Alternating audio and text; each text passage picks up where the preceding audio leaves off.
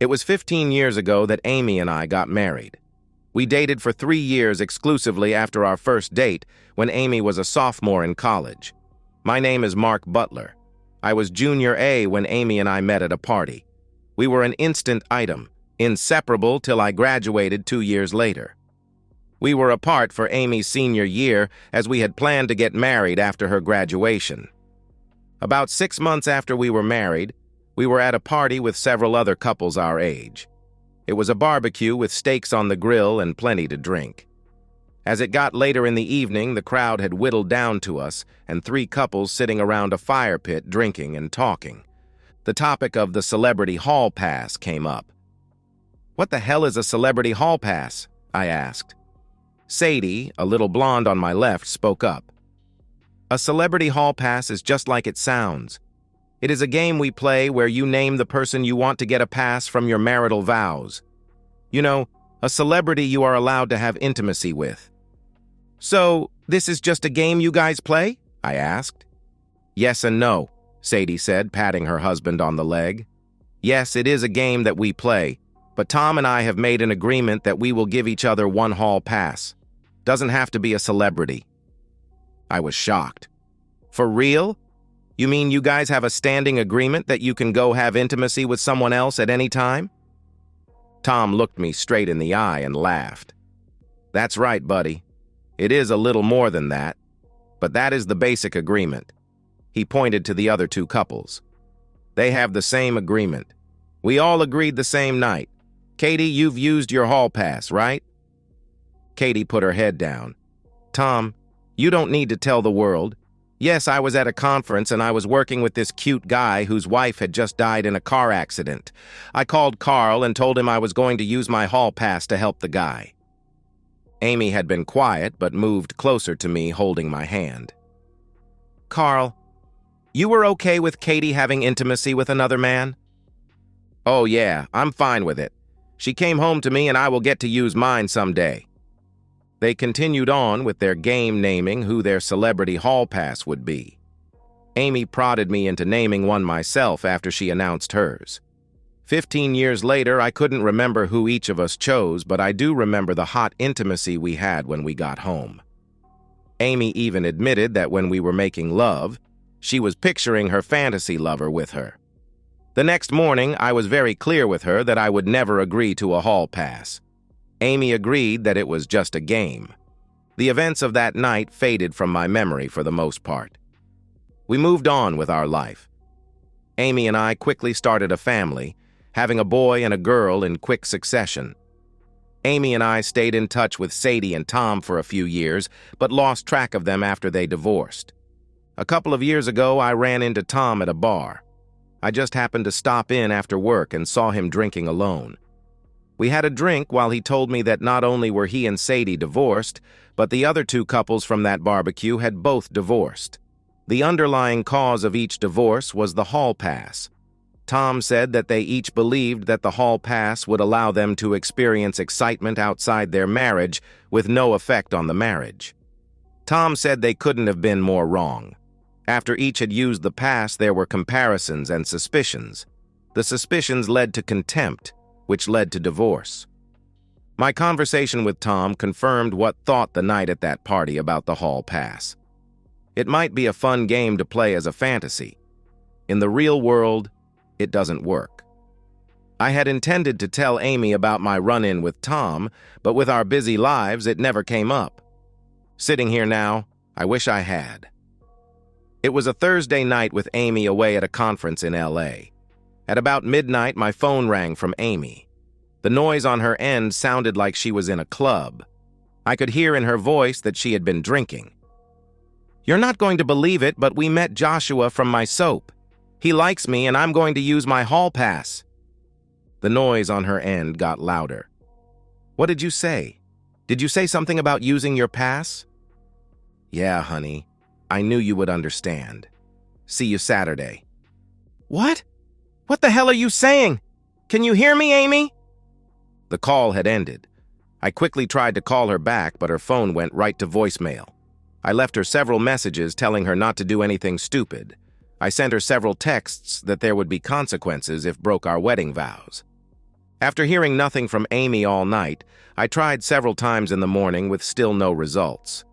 Friday was a horrible day, not knowing what was going on with my wife in LA.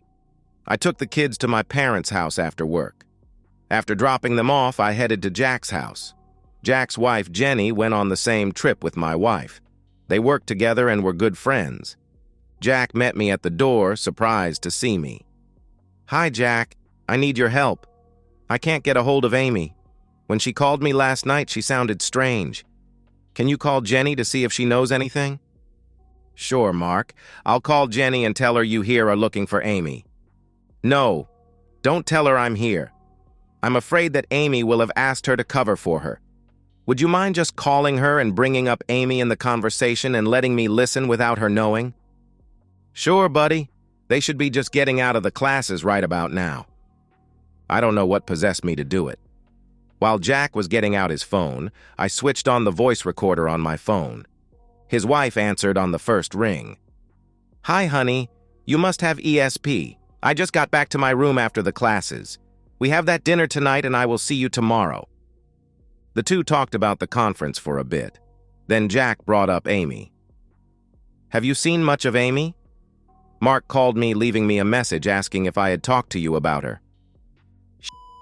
"Don't tell him you talked to me. The last I saw of her was last night. We were all drinking when this hot soap star came up to our table. Amy got his autograph and they danced a few times. We were sitting at the table when Amy said something about her and Mark having a hall pass agreement. The soap star quickly jumped in, volunteering to be her passmate.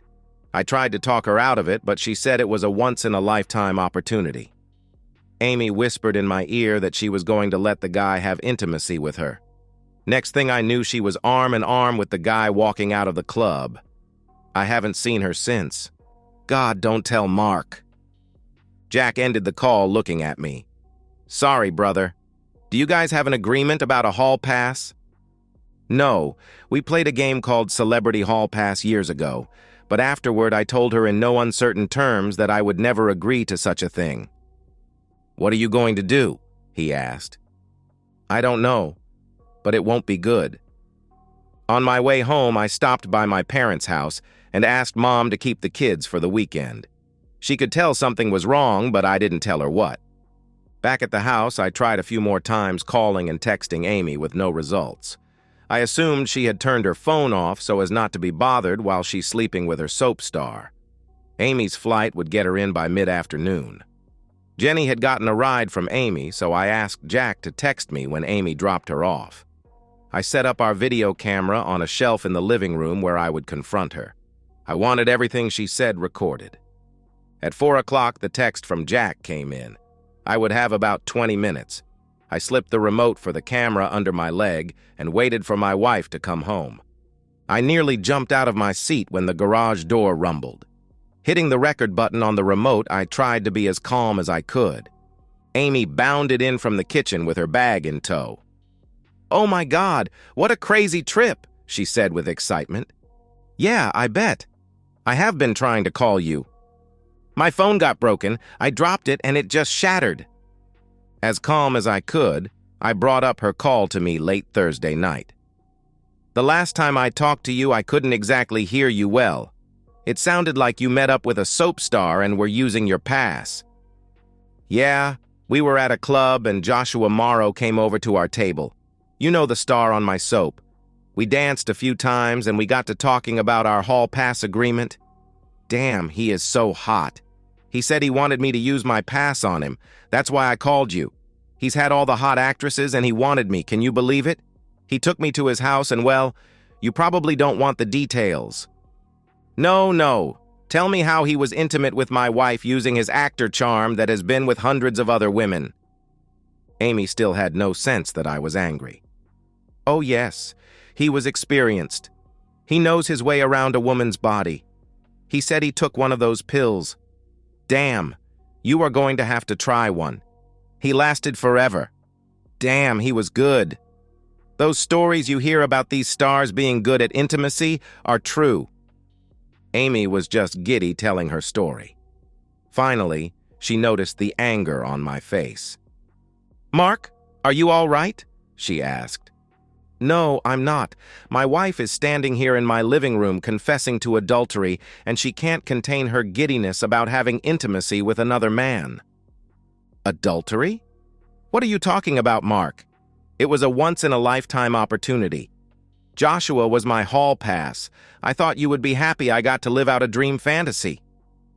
A dream fantasy? Is that what you are calling it? I'm supposed to be happy you broke our wedding vows? I didn't break our wedding vows.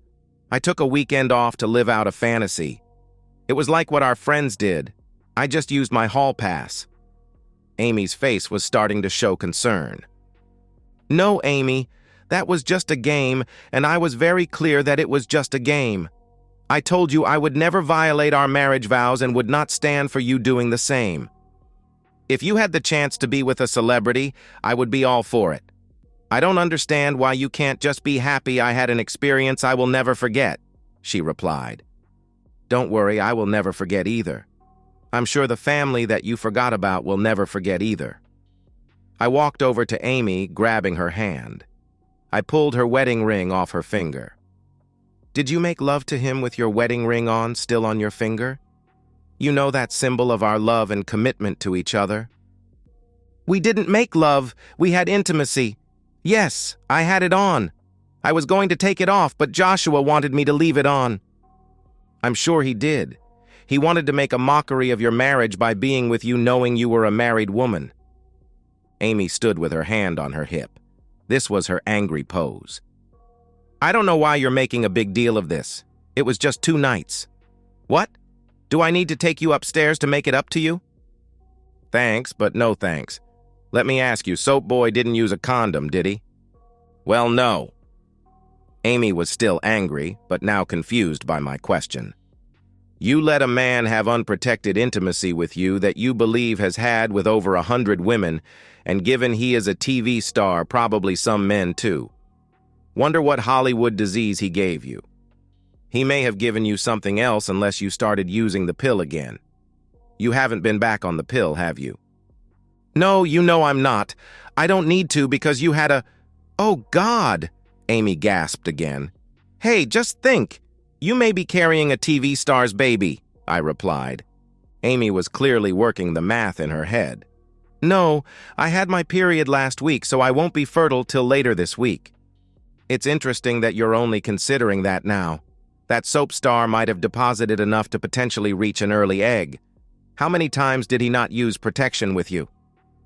Mark, you are making too big a deal of this, she answered. Too big a deal?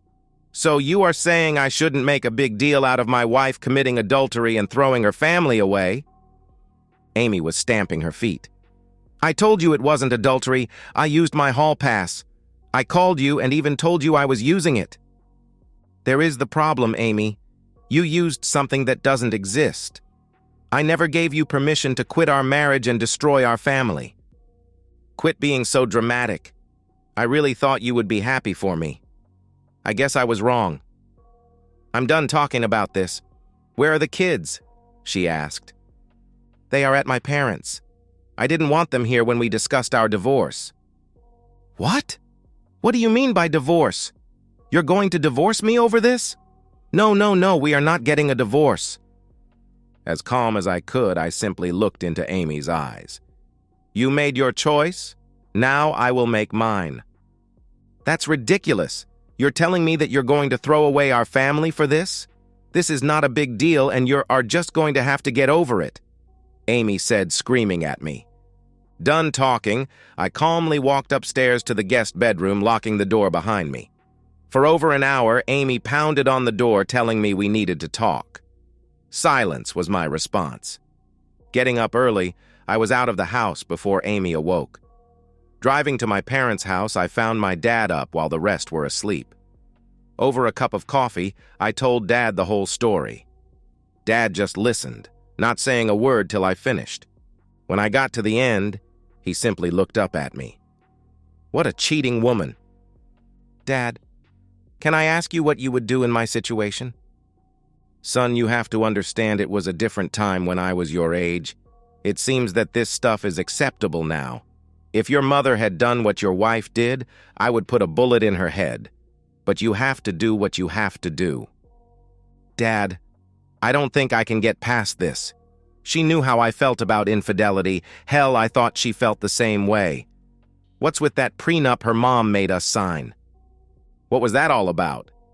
I asked Amy's mom about it at the wedding, but she just said she didn't want to discuss it. She said she had her reasons, Dad replied. Amy told me her mom caught Amy's dad cheating several times and wanted protection for her daughter. It seems Amy has forgotten all about that. My dad laughed. I'm sure you're going to remind her of it. Oh yeah, but not at first. I want to see what she does from here. She kept saying it was no big deal and I just needed to get over it. Dad, I truly don't believe she is sorry she did it or that she did anything wrong. It wasn't till after 10 that my phone started blowing up. Amy was calling and texting wanting to know where I was. When I didn't answer, she called the kids. Julie, our daughter, walked into the kitchen yawning. Dad, Mom wants to know where you are and why aren't you answering her calls? Honey, what did she tell you? I asked. That's funny. That is exactly what she asked me. She wanted to know what you told us. What is going on with your two? Are you cheating on her or is she cheating on you? Damn, she is perceptive, Dad chimed in. Oh crap, Mom cheated on you, didn't she? I think you should ask your mother that question. I didn't want to be accused of poisoning her. I knew that Julie was going to be very upset with her mother. Julie, being an obstinate teenager, pulled out her phone, putting it on speaker. Dad's here. Did you cheat on him? Julie, what are you talking about? Whatever he said is not true. What did your dad tell you? He didn't tell me anything, Mom. I can read it in his face. You cheated on him, didn't you? No, I didn't, and if he tells you I did, it is a lie, Amy answered. Okay, Mom. You sound guilty to me. Julie hit end on her phone. Sorry, Dad. I can't believe she did that to you. I assume you're going to divorce her. You've always preached honesty and morality. I don't blame you if she cheated on you. Julie, with a somber look on her face, turned around and walked back upstairs. Your kid has a good head on her shoulders, mature way beyond her years. She'll get through this fine, Dad said. I'm not sure I will, Dad, I said. 30 minutes later, there was a loud knock at the front door. I heard Dad at the door. Amy, you don't want to be her right now. I'm sorry, but you are not welcome in our house today. Mr. Butler, I don't know what your son told you, but he made it up. I haven't done anything. Whatever you say, Amy, but you are still not welcome here. Tell him I didn't do anything, and if he says I did, it will be trouble for him. Amy stormed off. She seemed angry, I said to Dad when he came back into the kitchen. Be careful, son. I've seen that look. She is not going down easy. That woman is like a cat backed into a corner. She is going to lie and scratch her way out. I hope you can prove what she did. She looks ready for a fight. Amy gave me the silent treatment when the kids and I came home later in the day. I slept in the guest room again that night. There was no one pounding on the door that night. The kids left for school while I was still sitting at the kitchen table sipping my coffee. I decided that it was time to confront Amy. She walked into the kitchen like she didn't have a care in the world. The kids get off okay? I nodded as she poured her coffee. Honey, why are you sleeping in the guest room? Are you feeling all right? You know why? I don't want to sleep near my cheating wife. Cheating wife? Mark, what are you talking about? She asked. So, I guess you're going to deny that you had intimacy with a soap star while you were out of town last week? Mark, I don't know what you're up to. She turned, looking me in the eyes with an angry look. You accuse me of something you can't prove. I will make you pay dearly. You know you can't prove anything. There it is. You've declared war, I replied. No, I haven't. We can go back to the way things were, but that's up to you. I'm willing to forget your baseless accusations. Sorry, but I can't forget what you did, I replied. I'm going to say it again.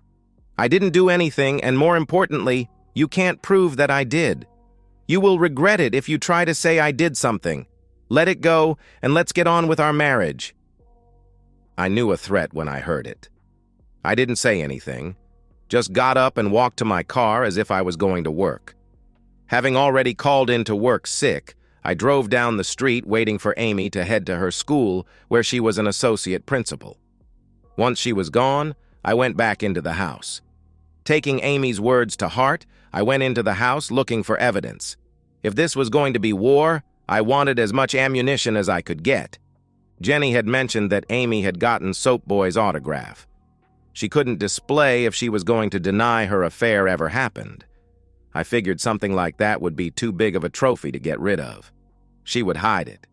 It took 2 hours of searching, but I finally found it. Find it I did. Amy had an old briefcase in the back of her side of the closet. It was locked, but she always used the same code for her all briefcases. At the bottom, buried under several folders, I found the picture. It was your standard publicity photo of the Soap Boy. The signature was tame. To my friend Amy, Joshua Morrow. On the back was another signature. It was signed, "You were great in bed, Joshua." I scanned the picture before putting it back where it was. The next stop was the lawyer. Before leaving, I put a copy of the scan, our prenup, the recording of Amy's friend's phone call, and my recording of Amy's confession on 2 flash drives. The lawyer I visited was well known for her ruthless attacks on cheating spouses. Vicky Sampson was known as the bitch in the divorce world. I laid out my story about what Amy did.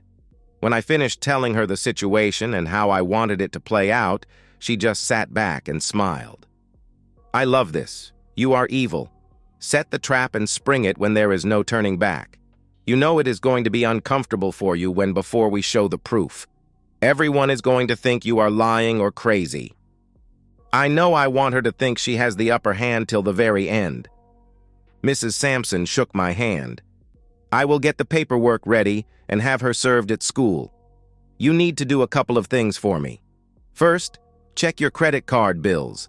We need to find out the club where she hooked up with her soap star. Second, get access to her iCloud. I'm betting there is a selfie of her and Joshua. She is probably smart enough to get anything incriminating off of her phone and download it to someplace safe. With some luck, a copy might still be on her cloud." Rushing home, I quickly got on her computer. I didn't even have to try to get into her iCloud. Hidden in her pictures folder were the 3 photos I was looking for. 2 of Amy and Soap Boy, and 1 with Amy, Soap Boy, and her friend Jenny. I copied the photos to a flash drive. A quick examination of the photos gave me the other item I needed. The name of the club was on the wall behind them. My lawyer was very pleased with my findings. She told me under no circumstances was I to tell anyone that we had the photos. Her plan was to serve Amy at school on Friday afternoon. That would give me time to get the kids to my parents for the weekend. She also told me that I was not to move out of the house regardless of what Amy said or did. On that Friday, I had just dropped the kids off at my parents' house when my phone rang from Amy. I let it go to voicemail and ignored her texts. I wasn't home for 10 minutes when she stormed in. I was sitting in the living room and turned on the video camera when I heard the garage door rumble. I didn't want to miss any incriminating statements. "You son of a blip! What the hell do you think you are doing?" I started to answer, but she cut me off. "You just couldn't let it go, could you? What is Mark? Is your little male ego damaged? You humiliated me in front of my staff and you're going to pay. You want a divorce? I'll give it to you, but you are going to pay. You know you can't prove the adultery you put in the divorce, and without it, I'm going to take you for everything you have. I hope you're happy. You could have just let it go. Did it bruise your manhood that I had great intimacy with a celebrity? You could have just let me have a good time, but oh no. Well, heck you." Amy stomped around all while I sat not saying a word. She came back into the living room with fire in her eyes. "When are you moving out?" "I'm not moving out. I'm staying right here," I replied. "Oh no, you're not. You want a divorce, you have to move out." She looked at me for a few moments, expecting me to get up, but I just sat there smiling. "Fine. When this is over, you are going to wish you would have just shut your mouth and let us move on with our lives." The next month was very tense in the house. Amy and I didn't talk. The kids were slowly going to Amy's side. Julie was even questioning if her mother had in fact cheated. She was telling anyone who would listen that I made the whole thing up. Her lawyer filed a response to our petition asking for sanctions for false claims. She even tried to get the court to order me out of the house. That was denied. The court fast-tracked our hearing with both sides getting limited time to take depositions and interviews of witnesses. My lawyer deposed both Amy and her friend Jenny. They both denied that Amy went off with the soap star and denied that they even met him or went to a club. Preparing for my deposition, my lawyer told me that it was imperative that I tell the truth, but not volunteer any extra information. Her hope was that their lawyer wouldn't ask about the evidence we had gathered of Amy's affair, thinking we had none. Just as Mrs. Sampson predicted, they hammered me on me not witnessing any cheating by my wife, but didn't ask about having any evidence of her cheating. I got the impression that he didn't know that she had actually done what I was accusing her of doing. At the actual court hearing, I'm sure Amy thought things were going great. I testified to Amy's adultery, giving the background of my feelings on adultery and opposition to a hall pass. I was cross-examined on the same issues in the deposition. I wasn't present at her conference and didn't see her do anything with any other men. Amy testified that she didn't do anything, and like me, she was opposed to adultery and would never condone the concept of a hall pass. Amy's lawyer put Jenny on the stand to testify that the encounter with the soap star didn't take place. I looked over to her husband, Jack, who was in the courtroom while she testified. He lowered his head to avoid my eyes. Jenny started to squirm when my lawyer questioned her about calling Jack and telling him that Amy left with the soap star. Obviously nervous now, she stuck to the story, saying it didn't happen. When Jenny sat down, both Amy and her lawyer had smug looks on their faces as the lawyer announced they had no further evidence. Amy's lawyer got up and started to argue that they wanted sanctions for our false claims. The judge started to admonish my lawyer for not proving the claims we put forth. With a smile on her face, Mrs. Sampson stood up. "Excuse me, Judge, we have rebuttal evidence." Amy's lawyer snapped. "I object. We haven't been notified of rebuttal evidence." "We have no duty to disclose rebuttal evidence. If their witnesses told the truth, there would be no need for rebuttal evidence." The judge smiled and told Mrs. Sampson to proceed. Mrs. Sampson called her investigator to the stand. "Judge, before we proceed, we are conceding that Mrs. Butler did not have intimacy with Joshua Morrow." I couldn't believe what I was hearing, but Mrs. Sampson gave me a look to shut up and wait. The lawyer put on her investigator, who testified that Joshua Morrow was in Europe the week of Amy's conference. Amy's lawyer shot up. "With this admission that my client didn't commit adultery, we are demanding we stop this farce and have the court issue sanctions on Mr. Becker." Mrs. Sampson, with a big grin on her face, "No, we are not saying she didn't commit adultery. We are just saying it was not with Joshua Morrow." Jenny was recalled to the stand. My lawyer asked her again if she was with Amy at the conference and if they had met who they thought was Joshua Morrow. She again denied it. Jenny was again asked if she had made a call to her husband, telling him that Amy left with a man, not her husband. Even after being reminded she was under oath, Jenny denied she made the call. I turned to look at her husband, who mouthed, "I'm sorry." I mouthed back, "No, you will be." My lawyer hit play on the recording of Jenny's call. Amy's lawyer shot up, objecting to the recording. "Judge, my client was an invited guest in the witness home and allowed to listen in on the call." The judge told the lawyer to sit down and asked Jenny if that was in fact her voice. She had no choice but to admit that it was. I was starting to feel vindicated when there was finally evidence that I was telling the truth. Amy was recalled to the stand. Amy again denied that when she came home from her trip, she admitted having intimacy with another man. She let out a loud gasp when the video of her graphic description of her intimacy with Joshua Morrow was played. Amy was in tears when the selfies and the signed publicity picture were put into evidence. As Amy walked from the witness stand, the judge interrupted. "Counsel, I'm confused. You said that Mrs. Butler did not have intimacy with Joshua Morrow, but you've just presented evidence that she did. Mrs. Sampson recalled her investigator. Judge, our evidence proves that Mrs. Butler committed adultery, but just not with who she thought. The investigator put up surveillance photos from the club. Several pictures showed Amy and the man she left the club with. As indicated in the photos, this is not Joshua Morrow. He is a look-alike who likes to pick up married women.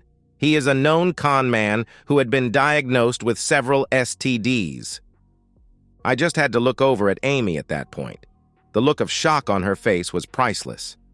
After a short recess, the judge returned to the bench. He gave a long speech about honesty and faithfulness.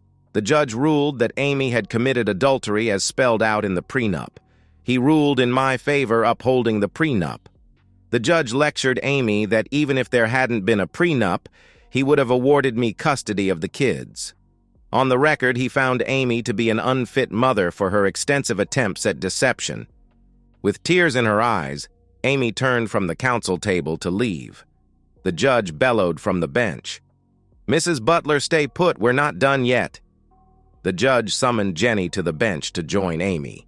"You both raised your right hand and swore to tell the truth in my courtroom. That oath is sacred in this building." He looked right at Jenny. "I don't care if you have some misguided belief that you were helping your friend. Lying is lying in this courtroom. If this had been a criminal case, you both would be in jail right now. I'm finding that you both committed perjury, and I'm holding you both in contempt of court." The judge fined them both the maximum penalty of $5,000.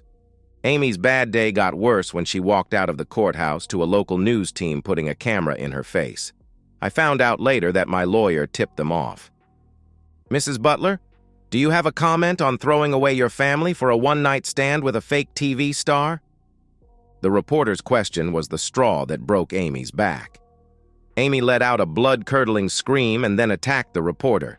It was a blur of hands and feet as Amy struck at the reporter. Amy had her on the ground, pulling her by the hair when a deputy deployed his taser. The cameraman caught the entire episode on video. Amy was on all the national news outlets that night. Sadly, Amy didn't get to see her finest moment. She was locked up in the county jail, where she would stay for the next 6 months.